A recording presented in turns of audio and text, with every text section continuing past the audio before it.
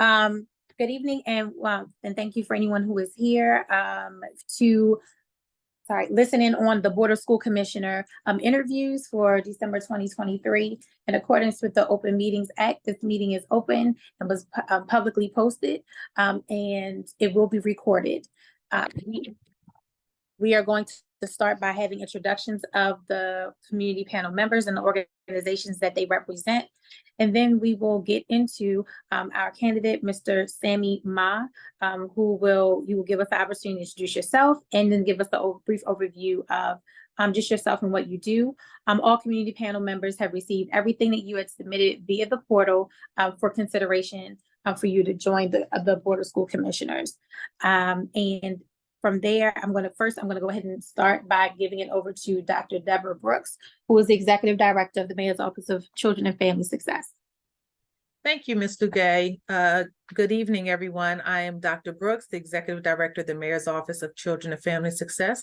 And first, I want to thank Ms. Lugay for facilitating this process and just share with everyone on this call that the Mayor's Office of Children and Family Success facilitates the process.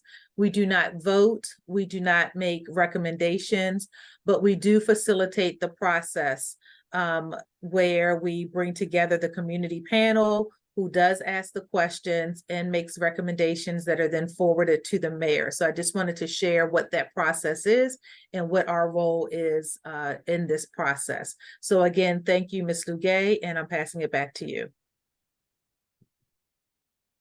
Thank you so much, Dr. Brooks.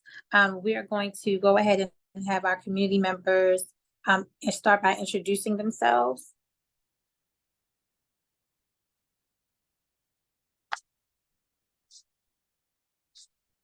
My name is Diamond Tay Brown. I'm the president of the Baltimore Teachers Union. Good evening, I'm Shamir Berg, and I am the treasurer on the Associated Student Congress of Baltimore City, the student representative voice. Good evening, everyone. My name is Jamie Elsko Drayton, executive director for Baltimore Family Alliance.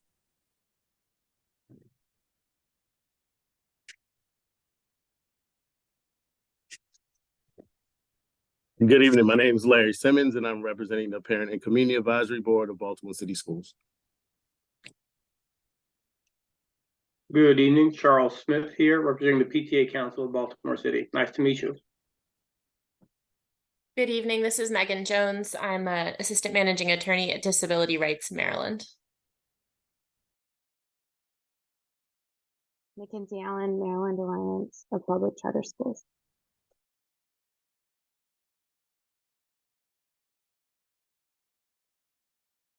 Ms. Phillips.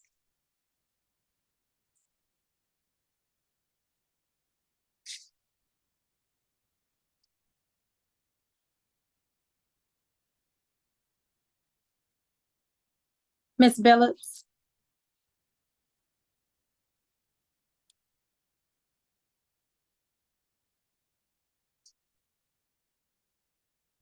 I think she's trying to connect. I think she's having some trouble connecting to her audio. That's what Okay. it is, yeah.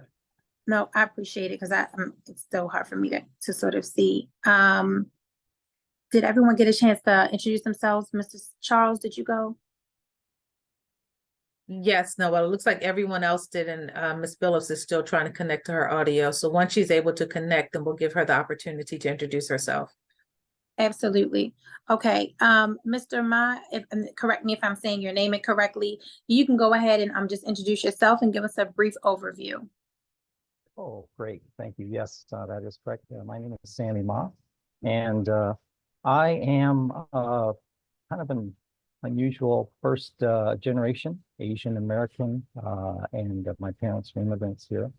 And I've definitely enjoyed being in the city for the last 20 some years. And what's kind of led me to this, my background is I'm actually an engineer for General Motors by training. So I've spent 27 years working for General Motors, overseeing the V8 and V6 engine operations and design teams. And then in 2005, in what is clearly a God thing, I was sent here to Baltimore to head up an organization called World Relief, which is one of the largest humanitarian organizations in the world, here headquartered in Baltimore. And I took over as a president and CEO and traveled the world to most every disaster or human conflict on the planet. And it took me some places that I never dreamed of, sitting in my office in Detroit. And so what in that 5-year period, as I worked and provided oversight to relief efforts and development efforts in 24 countries on 4 continents, I found myself really in the middle of some definite places that not many people have ever traveled to or been part of. After finishing that work in 2010, a little bit after 2010, I spent some time on President Obama's White House task force, overseeing, looking at global poverty and how to address that with all the mechanisms that we have available in the U.S. government. Basically, I stayed involved in that kind of effort for a while, and then it took a turn where I worked with a friend to start a software company. And that took another few years as we developed some software and technologies and built it out, again, globally. And then at the same time, I really felt a conviction that, while I had been all over the world and traveled to all these various places around the world, providing relief and care, I felt convicted that I had not done similar in my own neighborhood, so or my city. So I looked up my local school, which Francis Scott Key is located about 5 blocks from my house, and I looked up who the principal was, and I sent him an email. And of course, we're now good friends, but I sent him an email and I said, you guys ever have any need for help with math or science?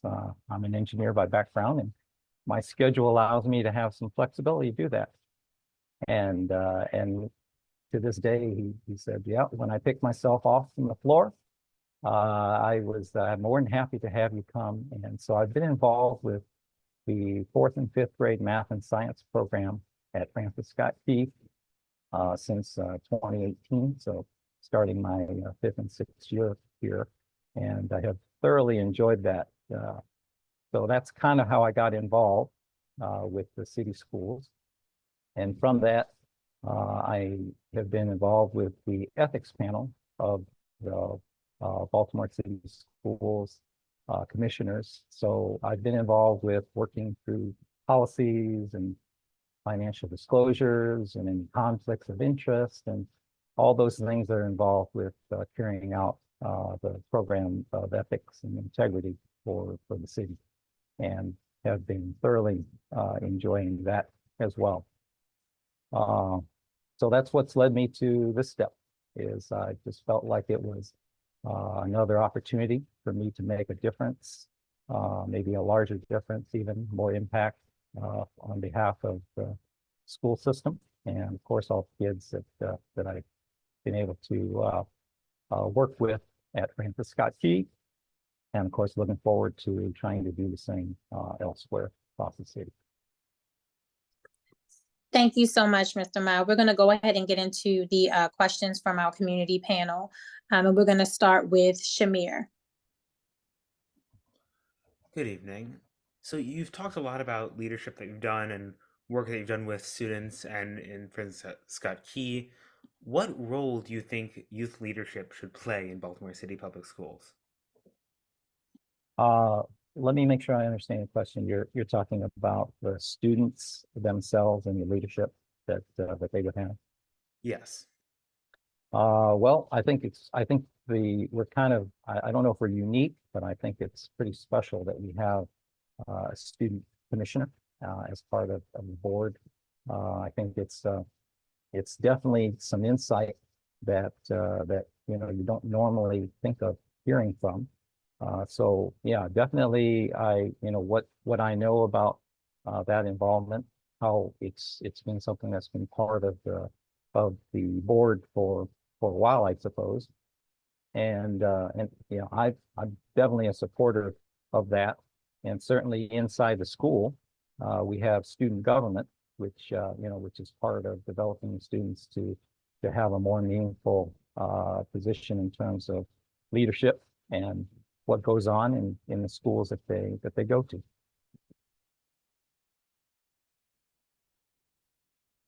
Thank you so much. Is Jimmy still with us? Yes, I'm here. Thank you, guys. Okay, so my question, hi, Sammy. Thank you for your service. I just have a quick question about your knowledge of the blueprint. Excuse me, sorry, I'm a little winded. Dun, dun, dun, dun. Ba, ba, ba, ba, ba, ba, ba, ba. Sorry, that's me. Please share your understanding of the current priorities and operations of Baltimore City Public Schools, including the Blueprint for Success. Are you familiar with it?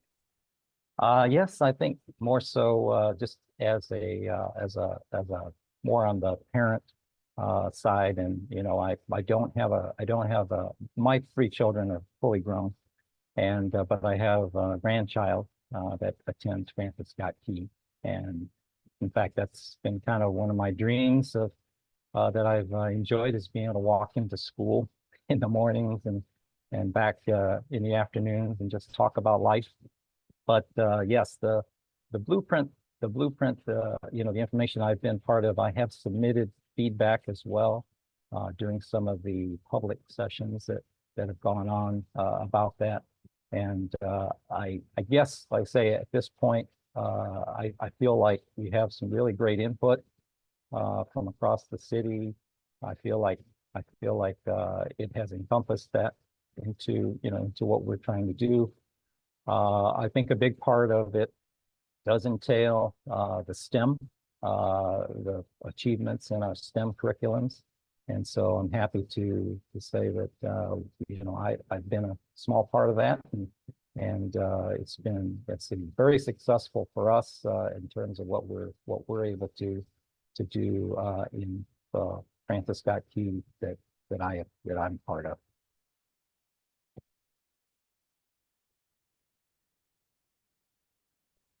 Thank you. So much.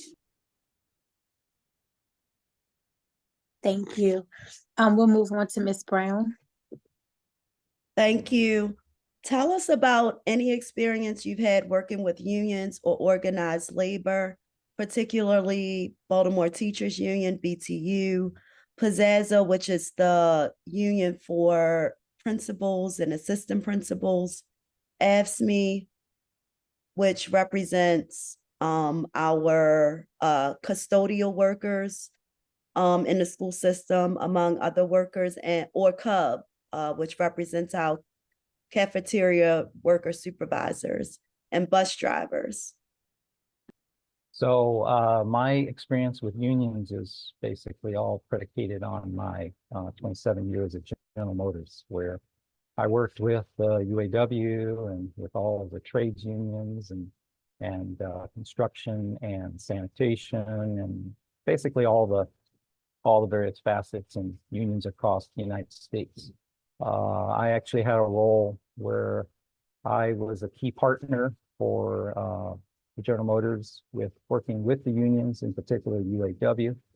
I basically have dedicated a significant amount of my career there in building relationships with each of those union partners and making the turnaround that we ultimately made to turn the company around and to develop the kind of relationships and collegial working relationships that we really started. I was probably one of the first folks in GM to launch, the quality circles and employee involvement teams. So I am a strong believer of working together with the unions and with all of the workforce. But to answer your question specifically, I have not ever dealt with any of the unions that you listed. Again, my experience is more dealing with the unions from larger aspects of the United States.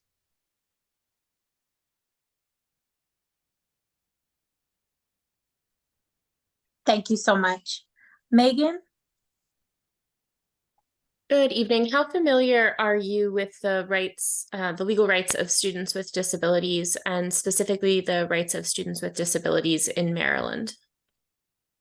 I cannot say that I'm super in tune with all the laws and rights and whatnot. I know that I am aware of the code of conducts and the various pieces that I see as from the classroom side that I'm exposed to through my work at Francis Scott Key, but I do not know the legislative part of that.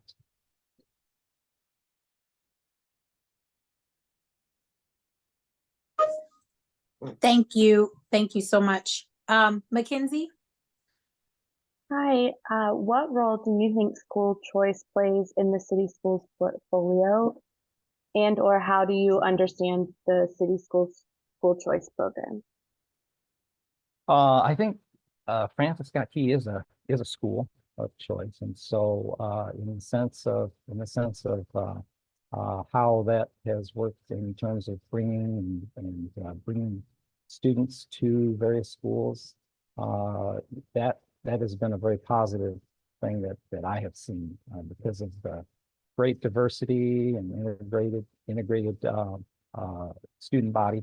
So in terms of the actual regulatory side of the schools choice programs, I'm not specifically familiar with those regulations, but I've seen the results of having the diverse student body that we have here in Locust Point, and how positive that has been for us.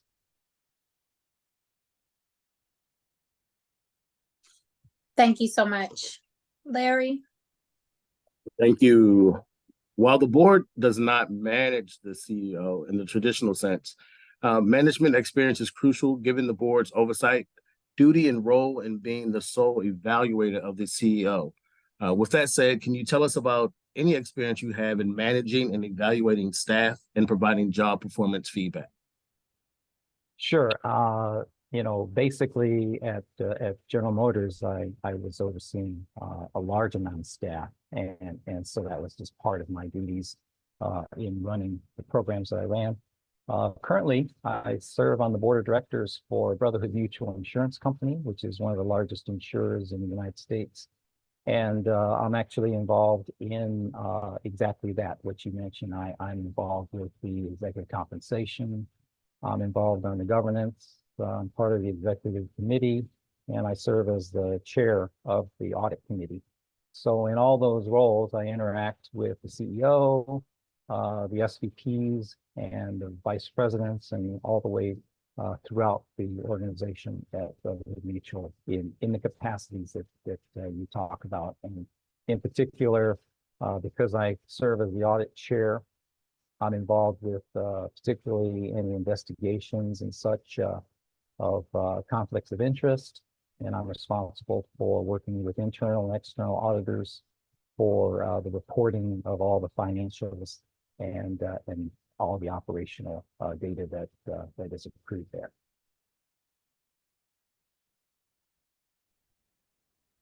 Thank you. Charles? Good evening again. Can you share your experience you have providing financial oversight for an organization or project, or managing a complex budget in any of your roles? They sound extensive, but any of your roles, just pick one of them.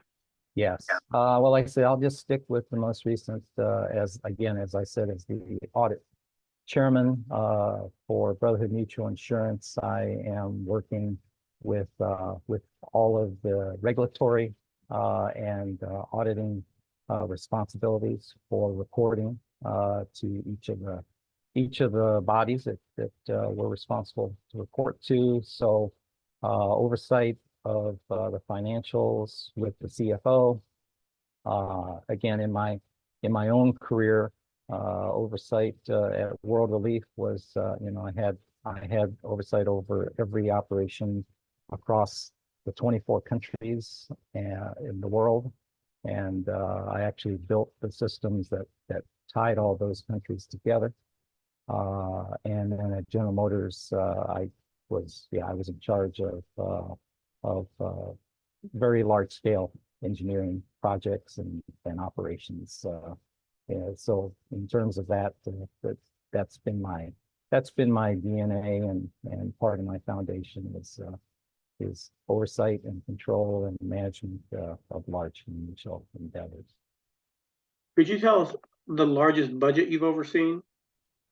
Yes, probably the largest one is actually right now, Brotherhood Mutual has budget numbers of over $1 billion. And then when I was at General Motors, of course, those were more along the lines of about $500 to $600 million budgets that I was involved with there. World Relief as a nonprofit was a smaller organization, although very widespread. So I would say that one I think was more closer to like 150 million in terms of operational revenue.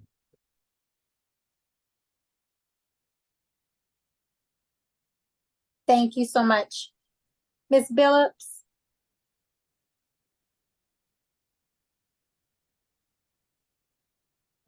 She wasn't able to get audio back on, so I sent her a message to ask her if she wanted me to ask her question on her behalf.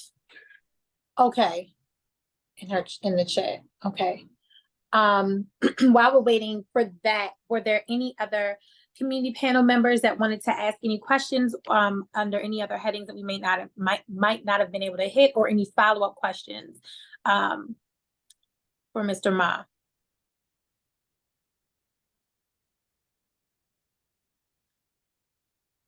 Yes, I would like to ask one. Yeah.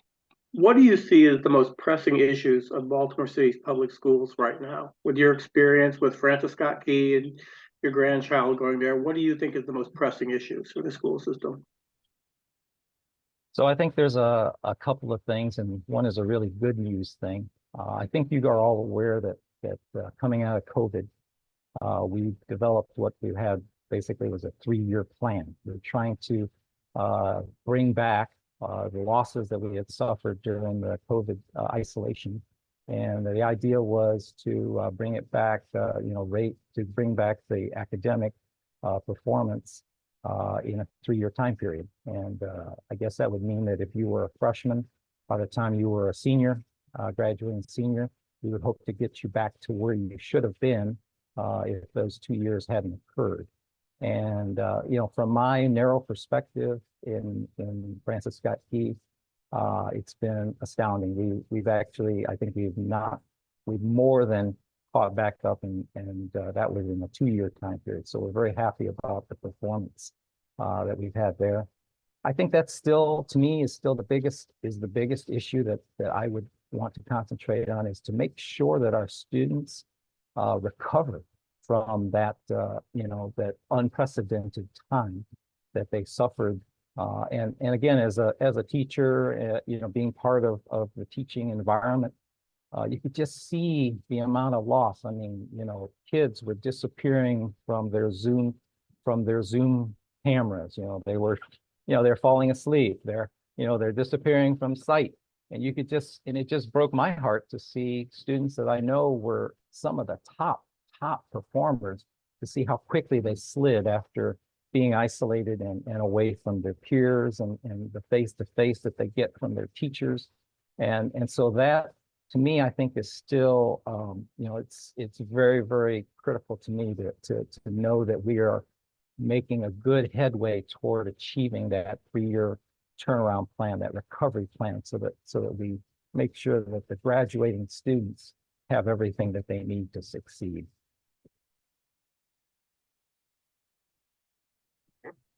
Thank you so much. Christina, were you able, did Ms. Billups submit a question to you on her behalf? No, she didn't. I think she's just having issues all around with her electronics. Sure, that's understandable. It is that sort of evening, unfortunately. Were there any other follow-up questions for Mr. Ma at this time from the community panel?